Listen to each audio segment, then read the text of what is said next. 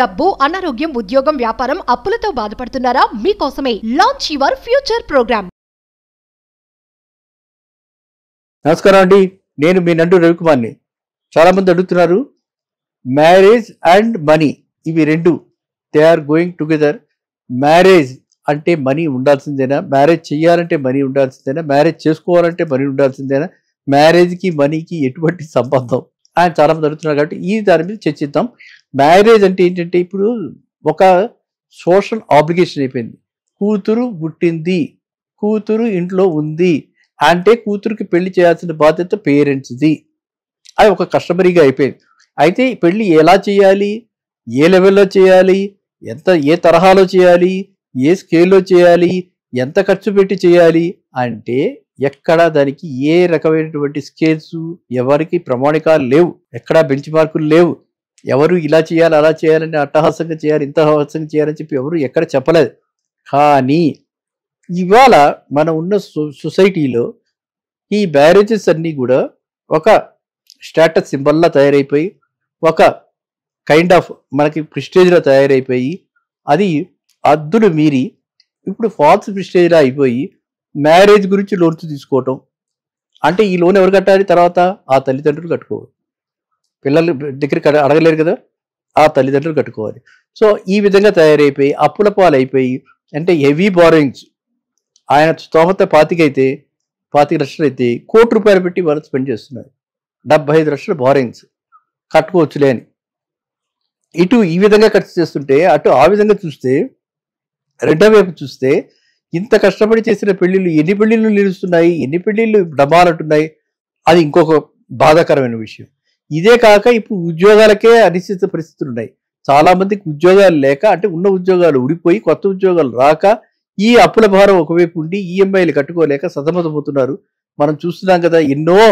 అంటే మనకి ఎవరికి తెలియదు ఎటువంటి కుటుంబ కలహాలు జరుగుతున్నాయి, ఎలా జరుగుతున్నాయనే తెలియదు. ఇప్పుడు ఆత్మహత్య అనేది ఒక పరిష్కారంలాగా ప్రతి వాళ్ళు కూడా బాధలు భరించలేకపోతే, అంటే ఆర్థిక బాధలు భరించలేకపోతే, వాళ్ళు సంక్షోభంలో పడిపోతే దాని నుంచి బయటపడాలి అంటే ఆత్మహత్య చేసుకుంటారు.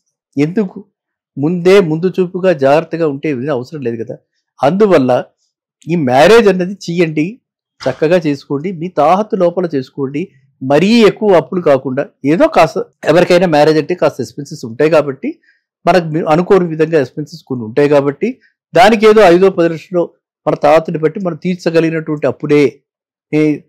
చాలా వీడియోస్లో చెప్తుంటారు గోల్డ్ లోన్స్ తీసుకోండి అని. అలా 5 గోల్డ్ లోన్ పెట్టి, ఆ గోల్డ్ లోన్ కూడా వీలైనంత తక్కువ గోల్డ్ లోన్ తీసుకుని నెలవారీ ఇన్స్టాల్మెంట్ కట్టుకుంటూ 36 నెలలు మనకి. ఎందుకంటే ఇలాంటి గోల్డ్ లోన్స్ ఇలాంటివన్నీ కూడా మనకి బ్యాంకుల నుంచి కానీ ఎన్బిఎఫ్సిస్ నుంచి కానీ మనకి వస్తాయి కాబట్టి, వాళ్ళ దగ్గర నుంచి అయితే మనకు టర్మ్స్ ప్రకారంగా ఇన్స్టాల్మెంట్స్ కట్టుకుంటూ పోతే ఏ బాధరా మనకు ఉండదు, ఏ బెడద మనకు ఉండదు. ఎవరు వచ్చి మన తలుపు కొట్టి మనకు అనుకున్న దానికంటే ముందరే వచ్చేసి డబ్బులు కట్టమని అడగరు.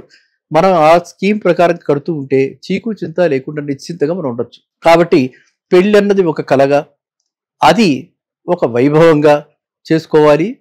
మనకి అది కూడా సౌత్ ఇండియన్ స్టేట్స్లో, పర్టికులర్లీ తమిళనాడు అండ్ మనకి తెలుగు స్టేట్స్, ఈ రెండిట్లోనే ఎక్కువగా ఇంత వైభవంగా జరిపిస్తున్నారు. ఎప్పటి నుంచో కూడా ఇక్కడే ఈ వేలం వేరేనండి, లేకపోతే ఈ యొక్క, అంటే ఉన్నదానికంటే ఎక్కువగా బాహటంగా ఎక్కువగా చేసి పెళ్లిళ్ళు చేయటం అన్నది ఆనవాయితీ ఇక్కడే. కాబట్టి మీరంతా కూడా ఈ అనిశ్చిత పరిస్థితుల్లో, అంటే ఆర్థికంగా ఇవాళ మనకు ఉన్నటువంటి అనిశ్చిత పరిస్థితి, ఒకవైపు అన్ఎంప్లాయ్మెంట్ ప్రాబ్లం ఉంది. మనం ఇంత కష్టపడి పెళ్లి చేసిన తర్వాత ఏదో మనం ఎజెన్షన్ చేసుకుంటాము, పెళ్లి చేస్తాము. పెళ్లి చేసిన తర్వాత ఆ పిల్లలకి రేపు పొద్దున ఏమన్నా అటు ఇటు జాబ్ అటు ఇటు అయితే, మన అమ్మాయికి అటు ఇటు అయినా, ఆ పిల్లాడికి అటు ఇటు అయినా, వాళ్ళిద్దరికి ఏమన్నా ఆర్థికంగా వాళ్ళిద్దరు వాళ్ళు స్వతంత్రంగా ఉండలేకపోతే, లేదంటే వాళ్ళు స్వతంత్రంగా ఏదైనా చేద్దామని చెప్పి వాళ్ళు సెల్ఫ్గా స్టార్టప్స్ లాంటివి పెట్టుకుంటానంటే మళ్ళీ మనమే సపోర్ట్ చేయాలి. తల్లిదండ్రులకి బాధ్యత అన్నది ఇది మనం ఏదో పెళ్లి అయిపోతే అయిపోయింది అనుకోవడానికి లేదు.